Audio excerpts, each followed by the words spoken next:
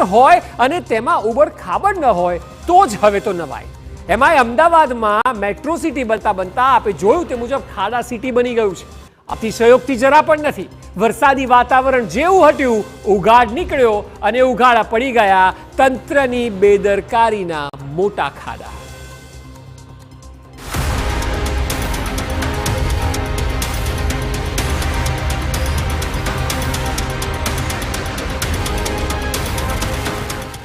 વિકસિત ગુજરાત,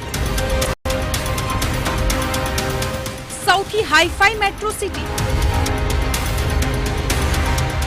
સૌથી આધુનિક મહાનગર. શબ્દો અને દ્રશ્યો વચ્ચે વિરોધાભાસ સ્પષ્ટ દેખાઈ રહ્યો છે, કારણ કે વિરોધાભાસ છે જ. વિકાસના મામલે નંબર 1 એવી અમદાવાદ નગરી ખાડાઓમાં પણ અવ્વલ છે. મેટ્રો સિટીમાં 19,000 થી વધુ ખાડા પડ્યા. સૌથી વધુ પૂર્વ ઝોનમાં 5,000 થી વધુ ખાડા, દક્ષિણ ઝોનમાં 4,000 થી વધુ ખાડા. શહેરના વિવિધ બ્રિજ પર પણ 400 થી વધુ ખાડા. આ સ્થિતિ છે મહાનગર અને આર્થિક પાટનગર કહેવાતા અમદાવાદ શહેરની. શહેરનો ભાગ્યે જ કોઈ રસ્તો એવો હશે જે સરળતાથી પાર કરી શકાય. બાકી તો બ્રિજ હોય, મુખ્ય માર્ગ હોય, સર્વિસ રોડ હોય કે પછી સોસાયટીના અંતરિયાળ રસ્તા, તમામ માર્ગો અત્યારે ખાડાઓથી ઉભરાઈ રહ્યા છે.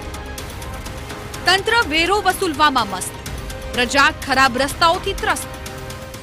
જે કહેવાય છે કે અમદાવાદનો વિકાસ, પણ આ વિકાસને વિકાસ ગાંડો થઈ ગયો. બહુ બધું કહે છે રોડ, કોઈ રોડ એવા સારા નથી કે જે 6 મહિના પછી એનું રિપેરિંગ કામ ચાલુ ના થાય. अभी आने जाने पे प्रॉब्लम हुई है और कल मैं इसी गाड़ी से गिर गया था. छोटे खड्डे में आगे का टायर गया और टायर एकदम अंदर चला गया तो मेरी गाड़ी पलट गई. સરકારે તંત્રએ ખૂબ જ ધ્યાન રાખવા જેવું છે અને ખાલી એર કન્ડિશન ઓફિસમાં બેસીને આ મેનેજમેન્ટ ના થાય. આ પ્રજાને ખૂબ હેરાન કરવામાં જ રસ છે આ લોકોને. આ પીડા છે જમાલપુર મંદિર પાસેથી પસાર થતા લોકોની. 100 મીટરનો રસ્તો પસાર કરતા તો વાહન ચાલકોનો જીવ અધર રહે છે. અનેક લોકો પડ્યા છે, પડી રહ્યા છે, પરંતુ કરોડોના ખર્ચ બાદ ટકાઉ રસ્તા કેમ નથી બનતા તે સવાલ સતાવી રહ્યો છે.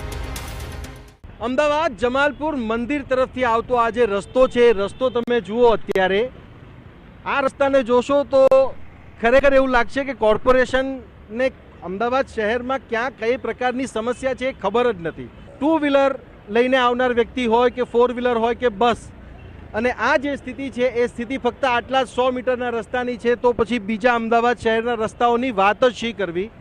અને જો અહીંયા કોઈ વ્યક્તિ પડે તો એની શું દશા થાય એનો પણ આસાનીથી અંદાજો લગાવી શકાય છે. રસ્તા માટે કરોડોનો ખર્ચ, ટકાઉ કામગીરી થતી કેમ નથી? આ પહેલાંથી આવું ને આવું જ છે. આજ સુધી આમાં રિપેરિંગ થાય, થોડા ટાઈમમાં થાય, થોડો વરસાદ પડે એટલે આવી હાલત થઈ જાય. નહીં બરાબર, બહુ જગ્યા આવી છે. થોડો છાંટા થયા નહીં એને વરસાદ આ રોડ તૂટવાનું ચાલુ થઈ ગયું. કોઈ દેખાતું લાગતું નહીં. આજે આટલા દિવસ થયા બરોબર, જાતા ઢક્કન ને બક્કન કર્યું આ બધું એવું ને ઉખડેલું. ઠેઠ કોકરા લગીનું બધું એવું ને એવી જ પરિસ્થિતિ છે. આ રોષ છે અનુપમ સિનેમા હાટકેશ્વરનો રસ્તો રોજ અપનાવતા અમદાવાદીઓ. રોડ પર ડામર ઉખડી ગયો છે, ખાડા એટલા પડ્યા છે કે વાહનની ગતિ તો વધવી દૂર, પણ વાહન કેવી રીતે પસાર કરવું તે પણ સવાલો છે. પોકળ દાવા આ પુરાવા છે, અને એ દાવાઓ કરનારાઓને સવાલ છે, જો કોઈ દુર્ઘટના ઘટી તો જવાબદારી કોની? આ સ્થિતિ છે અમદાવાદ શહેરની, અને આ સ્થિતિમાં રહેવા માટે મજબૂર છે અમદાવાદીઓ. કેમ?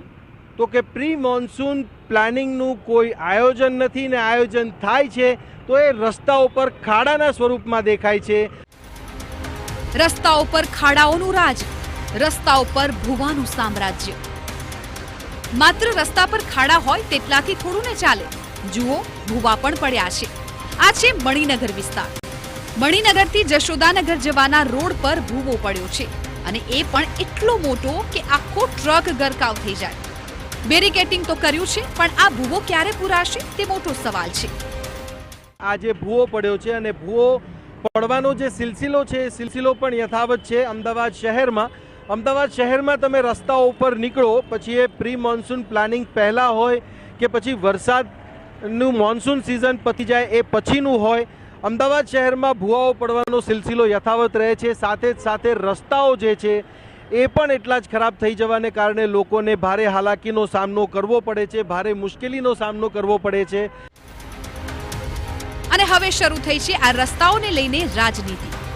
વિપક્ષ સવાલ પૂછે કે 100 કરોડ રૂપિયા રસ્તા માટેનું બજેટ છે, છતાં કેમ લોકોને પરિણામ નથી દેખાતું?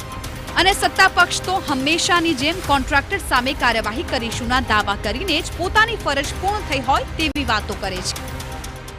ચોક્કસ કોઈ કોન્ટ્રાક્ટરની વધારે જો બેદરકારી આવશે તો એના પર પણ કાર્યવાહી કરવામાં આવશે, કારણ કે જે પણ રોડ લાયબિલિટીમાં આવતા હોય એની સંપૂર્ણ જવાબદારી કોન્ટ્રાક્ટરની હોય છે. जितना खर्च किया गया है, कहाँ पर खर्च किया गया है, और फिर भी ये हालत होती हो तो आप अधिकारियों के ऊपर क्या कार्रवाई करते हो? ये कांग्रेस पार्टी ने मांग की है कि अधिकारियों पे कार्रवाई होनी चाहिए, क्योंकि आज जो भी परिस्थिति अहमदाबाद शहर की जनता की हो रही है वो कहीं ना कहीं अहमदाबाद म्युनिसिपल कॉर्पोरेशन के अधिकारियों की लापरवाही का नतीजा है. રાજનીતિ થતી રહેશે, દાવાઓ પણ થતા રહેશે, સાથે જ લોકો હેરાન પણ થતા જ રહેશે, કારણ કે આ સમસ્યા પહેલી વાર થોડીની છે. આ તો વર્ષોથી હાલાકી છે અને વર્ષોથી લોકો આમ જ હેરાન પરેશાન થતા રહે છે. શું કાયમી ઉકેલ એએમસી પાસે છે ખરો? લોકોએ તેમના ટેક્સના પૈસા આમ ખાડામાં જતા જોવાના? સચિન પાટીલ, TV9 અમદાવાદ.